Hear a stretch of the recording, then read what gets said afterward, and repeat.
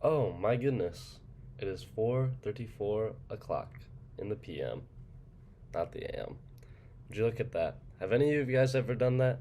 Have you ever checked your watch or maybe checked your phone or some other device that tells you the three or maybe four numbers that define what point in the day it is? By doing that, you may or may not have known this, but you're actually checking the time. And you're doing that to figure out where you are, what if you maybe need to go to bed, if you maybe need to wake up, pretty much to determine your whole day because that's exactly what time is, the grand ruler of the universe.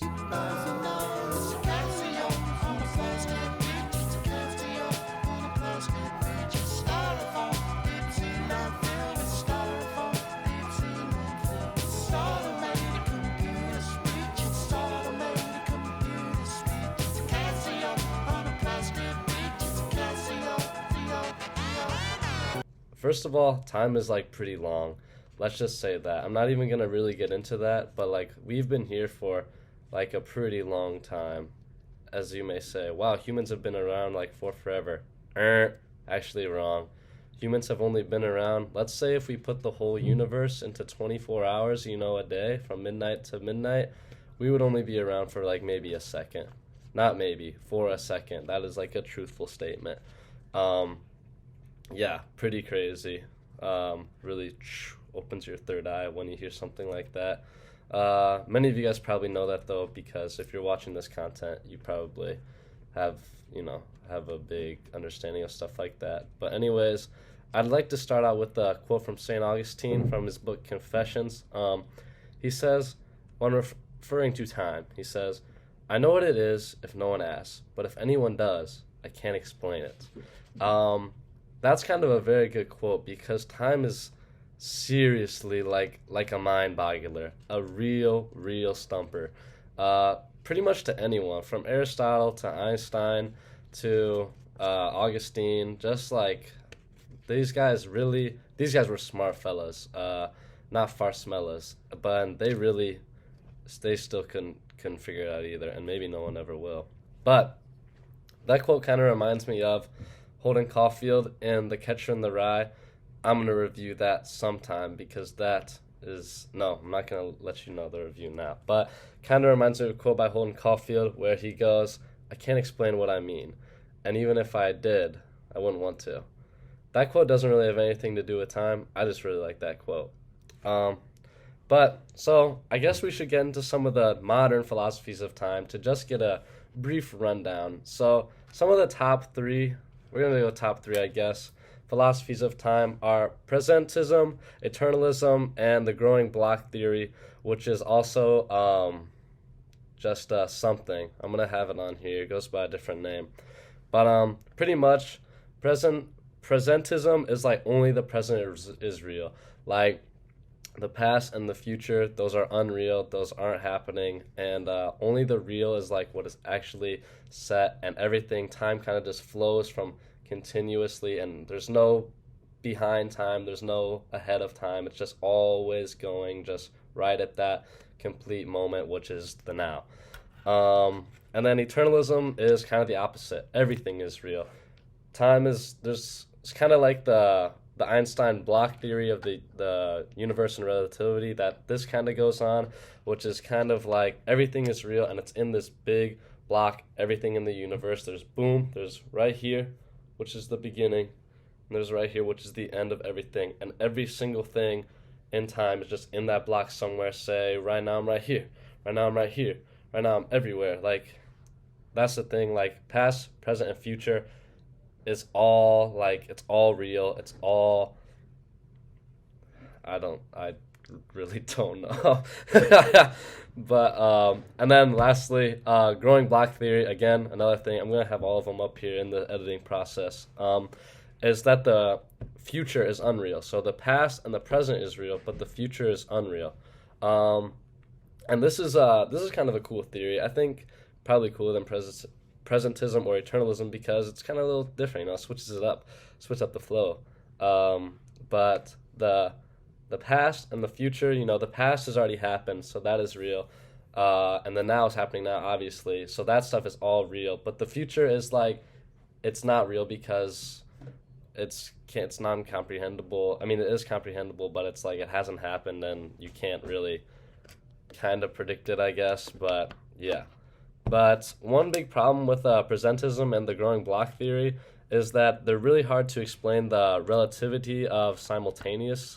So a and also big kind of theory or thing was the debate between Newton and his arch nemesis Gottfried Leibniz. So Isaac Newton, obviously that guy who the apple fell on his head, he said he has the concept of realism, which is kind of that there's absolute time and that humans can only really comprehend the theory of relativity, which wasn't explained to Einstein, but Newton was kind of thinking ahead. But uh, there is absolute time, like everything is in this absolute time that's like flowing and like pushing us forward, moving everything, how we go about like our day, how everything and ever has ever worked. And we can only comprehend like relative time, which is just a small fraction of that absolute time that everything else has. And we only can comprehend what is that relative time just like through like kind of our past, our present, and our future, stuff like that. Kind of how Einstein says, put your hand on a hot stove, like, and 3 seconds will feel like 3 hours. Smooch a cute little lady or a cute little boy, and that'll like smooch her for like 3 hours, and it'll feel like 3 seconds. And so that's like only a fraction of the absolute time that's out there. I am not going to explain absolute time because I have no idea that what something is outside of relativity. But then Gottfried Leibniz, he was like, Newton, fuck you, I hate you. And he said that time is just a convenient concept for humans, just so we can like explain and understand how we go from here to there. So there is no absolute time. Time is just created by us to understand things. And I'm going to take no side on this because, truthfully, I'm undecided. But one theory that I really, really do like is Edward Husserl's, it's really hard to pronounce his name.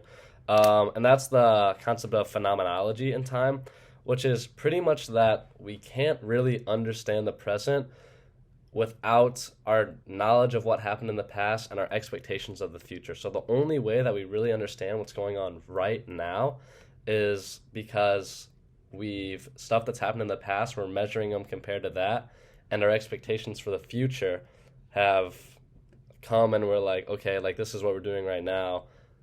I'm here, I'm there, compared to everything that's combined. I think that's a really good theory. I think that's probably my theory for time, mixed with a lot of other ones. And it's really well because it works really well with Einstein's theory of time as an object of a 4D model between space and time.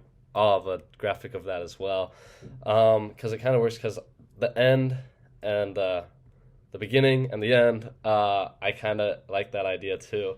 And so it's just like anything that we're like here, we're the now, we can be anywhere on here.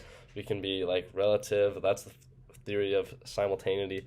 And it's just like wherever that we are, like I already said, we can't really understand it without the past or the present. So I don't know if the past or the future is real or unreal, but I just know that we can't understand the present without it. But I know nothing. So that's that. And so that's, pretty much it. I really don't understand anything at all about time at all, but yeah, that's about it. But I did learn a little bit when I was researching this, and hopefully this makes some little bit of sense at all. But yeah, learned something new today, hopefully. What's that? I don't know. All right, let's move on to the next topic, which is something that I'm really passionate about.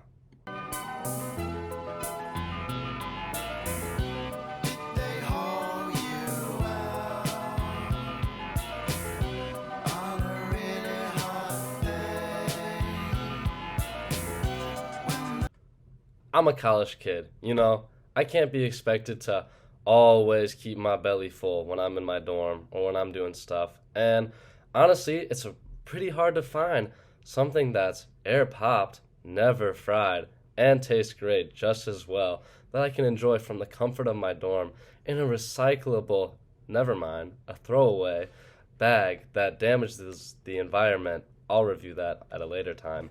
But wait, look no further. Let's start with the worst one. Pop Corners spicy queso. I hate spicy queso popcorners so much. Everyone likes to say that these popcorners are the best. They love them. They're so good.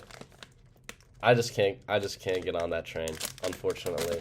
These spicy queso popcorners, they just don't taste right. They're lacking something. They're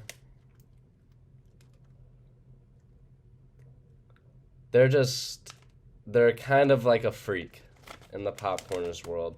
And they don't belong. And they don't belong inside of my mouth either. And I hate whenever I run out of my normal bin of popcorners and I have to eat those. Moving on. Next up we have these popcorners, sea salt.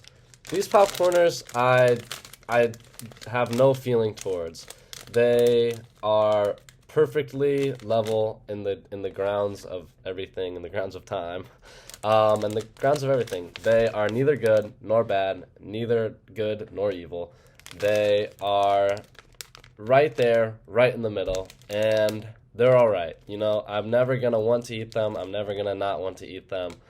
I'm sometimes gonna not want to eat them because I'm not always in the mood. I'm always in the mood for popcorners. Actually, I love popcorners. There's so much. These are, they're okay. Next up. Now we're getting somewhere. Now we're talking. Popcorners, kettle corn. Yeah, these babies are pretty good. These guys, sometimes when I'm in the right mood, these guys are maybe number one. These guys are perfectly good. They have that perfect kettle crunch when you're fiending for a little kettle crunch. And you want that kettle crunch. They're really good. I really like the caramelization. They nailed the kettle flavor. And they're just made to fuel the fun in life. You know, if it's fun for you, it's good for you.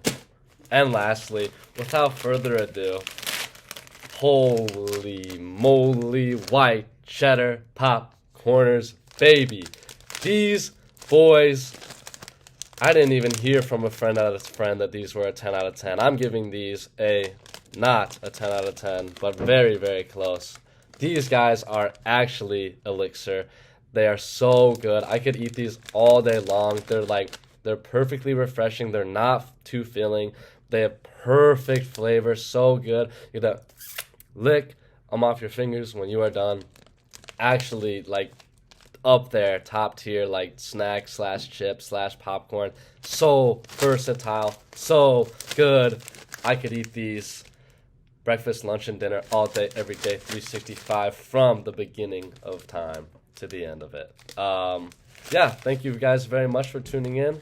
So, yeah, let's get to the, oh wait, what's that, Dwayne?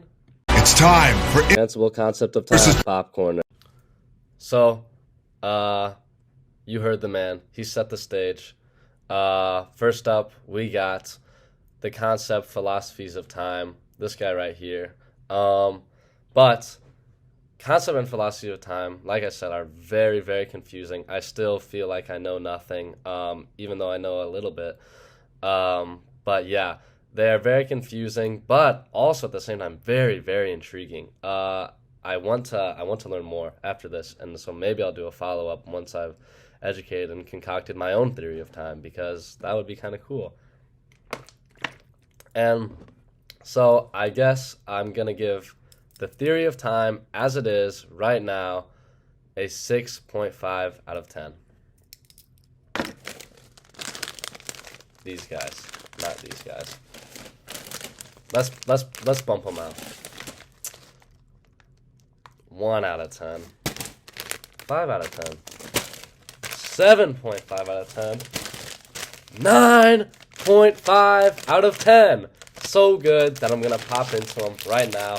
as a celebration for finishing this video, you know what? That's going to be it. So I guess in the grand scheme of things, if we take up all the popcorners, let's see here. We're going to add, 1 second. 1 plus 5 plus 7.5 plus 9.5. Divide that by 40. That's not how it works. Divide that 23 divided by. That's a 5.75 total out of 10. If you add them all up and take the mean of them, popcorners. So I guess even with these being so good, popcorners in general lose to the concept and philosophies of times. So enjoy your time, enjoy your popcorners, and cheers, everybody. Have a great rest of your day and weekend.